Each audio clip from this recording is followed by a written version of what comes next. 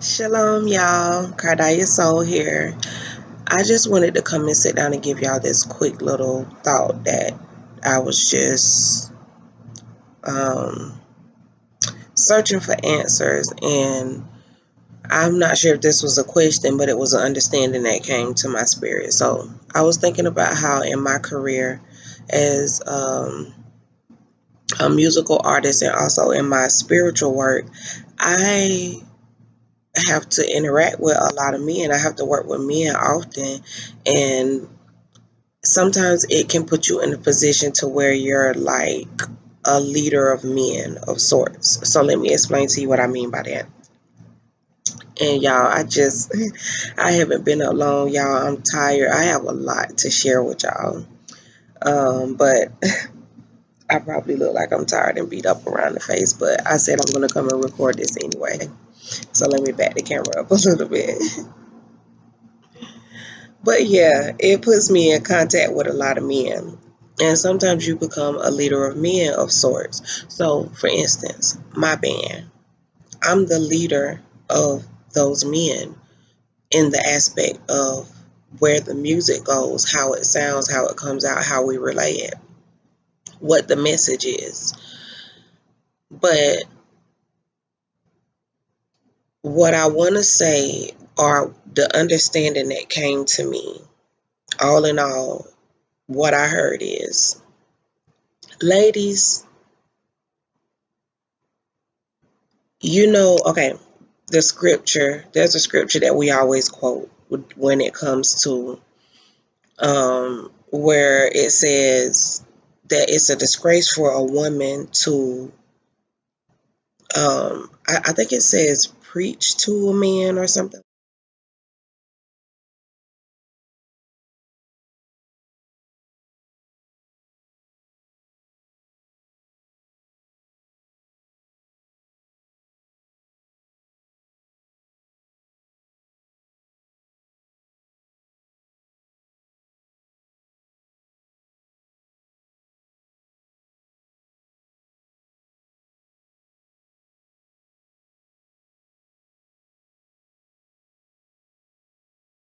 You get to the root of that scripture, it basically tells you that it's not for a woman to us. You're not supposed to be more powerful over a man in your attitude and how you present yourself and how you deal with men.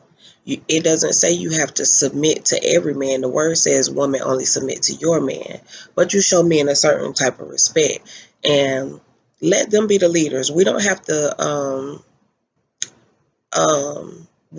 to be, and whenever I say leader in this aspect, let me give a clarity. I don't think that a woman should be the head of an army. Okay, this is where the difference in words comes, and where another scripture that we use a lot comes in. A lot of times, whenever people want to try to put a woman in her place, they want to say the man is the head, the man is the head. Yes, the man is the head. He is the head of the household. He is not the head of everything in the world. I don't have to submit to every man in the world for anything that he would like me to. My boss man, I'm not submitting to him just because he tell me, you better be here Thursday morning at 6 a.m. Sir, no. I have a husband that I have to answer to. So every man is not, and your man is not the head of everything in life. Your man is not the head of the father. If the father calls you for a mission, you're called to do the will of Yah before you're called to be a wife. Let's get that together. You were made to be a helpmeet. We call it, we call ourselves their wives. We were made to be their helpmeets. You are supposed to help him to meet the goal, help him to meet the will of Yah in his life. But alongside him, you're supposed to do the will of Yah in your life. Seek your own soul salvation with fear and trembling. Build your own empire as a virtuous woman. Put in your own kingdom work, your own soul work, your own work alongside your husband and help him to meet the goal. Okay? So The understanding that came to me all in all about those two scriptures and how we use them the wrong way to chastise women, to control churches, to control mass amounts of people, is that your husband is the head of your household, but you can still lead him. You can still teach him. What you talking about, Sister Cardia? Okay, this is what I'm saying. You can lead your husband to water, but you can't make him drink because you're not his head. Let it sit. This is what I heard. You can lead your husband to water, but you can't make him drink because, yeah. You can lead your husband you can be in an amusement park and he can be like wife or baby, whatever y'all call each other. Where is the swimming pool with the dolphins in it? You can lead him to that swimming pool with them dolphins in it. That's your role. That's where you're leading at. You're not his head. You're not commanding him. You're not you're not you're not I'm trying to find the right word. Y'all I know y'all can see that, but you're not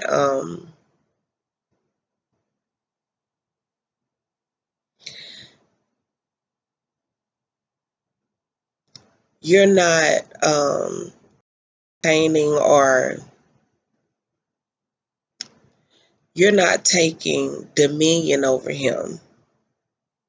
You're just leading him to lead. See, whenever we hear different things, I want y'all to go and look up the definition of the word lead in Hebrew.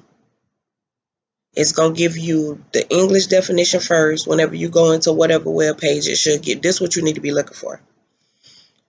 First, let me give you the three words. Let me slow down. Lead, preach, teach, head. Okay? You want to type in what do each one of these words mean in Hebrew. Okay? Then whatever website you use, don't go to the first thing that you see. Whatever website that the Spirit leads you to use, you need to go to that website and you need to look for these things, okay? You're going to look for the English definition. You're going to look for the King James definition. You're going to look for the Hebrew definition, and it'll be a plus for symbols. There should be symbols there. And then you need to look and see if they have like a Strong's concordance, because sometimes it won't give you the concordance that they're getting the definition from. It'll just give you the Hebrew definition. So you need to have at least 3 of those things on that list that are going to be that will give you a solid amount of information, and do that for each one of these 4 words, okay? Because we need to know the definitions, and we need to know what direction we taking our household in, because the Father is out here giving out knowledge, and there are a lot of women who are not taking the knowledge because you're not reading yourself, you're not defining words yourself, looking them up, looking up the symbols. So what I was going to say about the definitions, this last part I wanted to add. The thing that you need to also do is go back and you need to look at the Paleo Hebrew. The Phoenician is basically the same thing, the Phoenician alphabet, but you need to look up the Paleo Hebrew alphabet, and you need to be doing your best to get those symbols memorized. They are very easy and they are pictures. This is the way that you are going to keep people from fooling you. You know what a picture means. When you see an apple, you know it's an apple. When you see a car, you know it's a car. When you see a truck, you know it's a truck. When you see an SUV, you know it's an SUV, even if somebody draws it on a piece of paper. Whenever you see a tree, you know it's a tree. Whenever you see a cow, you know it's a cow. So people can't fool you through pictures. You need to do your due diligence and look up the pictures that go along with these words. Okay, so for instance, the word Yah. Whenever you get the word Yah, I tell y'all all the time, it's Yod Hey. So you have an arm and you have a man standing with his arms up, waiting for something that is larger than him or bigger than him to tell him what to do. Nobody can fool you. You can plainly see that in the word Yah. But whenever you go and look up these definitions, they're going to give you the Yiddish form of Hebrew, which is called modern Hebrew. And I call it Yiddish because they put vowel points in it and it's said different. Yiddish is actually their language of the Jewish people. Ish means to be like something. We are the Jews from the tribe of Yehuda or Judah. So we're the Yahudians. Okay. So anyway, back to what I was saying. They'll give you the symbols that they use now in modern Hebrew. You need to go back to what we were using originally to get a clear understanding. That is a huge part of you looking up these words. All of these other definitions that you get will give you an interpretation of someone else's definition. So let's say I went and did a study in Africa for 10 weeks, okay? So for that 10 weeks, I worked on speaking to people and hearing the language and writing down the language and writing out the pictures and um, asking them what these pictures mean and what these words mean. And that's the way I got the definition. Okay, you can get definitions that very different. That I didn't say that are very different. I said that vary from different people. Okay, so I could be saying, someone can say, what is a helicopter? And I'll say, it's like a small airplane. It looks kind of like a dragonfly and it has propellers and it flies people places. And somebody might say, okay, that's a definition, but also it's a description. Then somebody else can come along and tell you the exact definition of a helicopter. And then you can ask somebody else and they can say a helicopter is an airplane with with a propeller on top of it, and it doesn't have engines on the side. However, you know what I'm saying? You need to get the picture so that you can get your own picture and understanding inside of you, because the Father lives inside of you, inside of your own self. Okay? It's the Ruach HaKodesh's dwelling place. Nobody else can get the understanding that Yah has for you but you. And he has no private interpretations. You should come up with the same thing that everybody else comes up with. A lot of these words, even the word Yah, it has more meaning than creator of man. He is the former of man. He's the deliverer of man. You do all of this with your hand and your arm. He's the consoler of man. He's the teacher of man. He's the chastiser of man, of men, of Adam, of Chua, Hawa.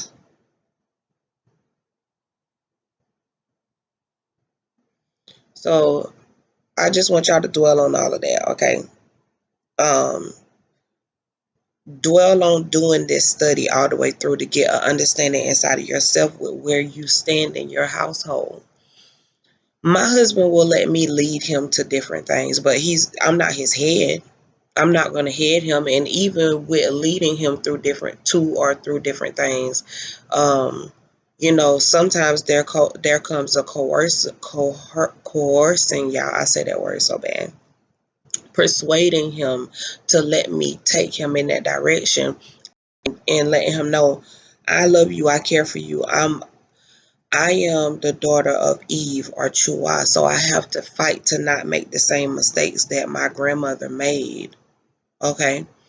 So with that being said, I have to take the love of Hamashiach and put it in my heart and say, okay, you're not going to leave yourself, self-preservation, and you're definitely not going to lead your head, because that's the first thing you got to think about.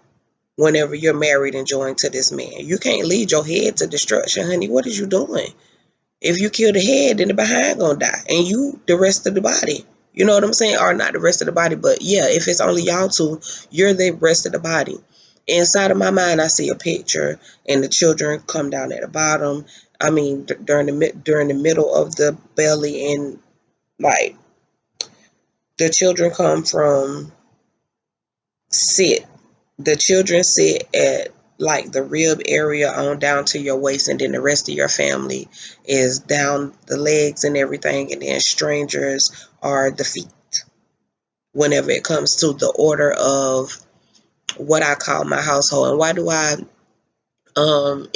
I add in strangers? Because sometimes you'll bring a stranger or a new person into your household. They might need help, they might need advice, they might need somewhere to live, and while they're there, your kingdomship, the order of your household has to remain. Your family members will come before that stranger. Your children will come before your not immediate family members. You will come in order before your children. And your husband is your head. Yahweh is his head. And the Most High is the head of all of us. Okay? So y'all ponder on, you can lead your husband to water, but you cannot make him drink. And also, being that you're not his head, you cannot force him to allow you to lead him to that water, even if he's about to die. All right? I love y'all, and I will be talking to y'all soon. Shalom, family.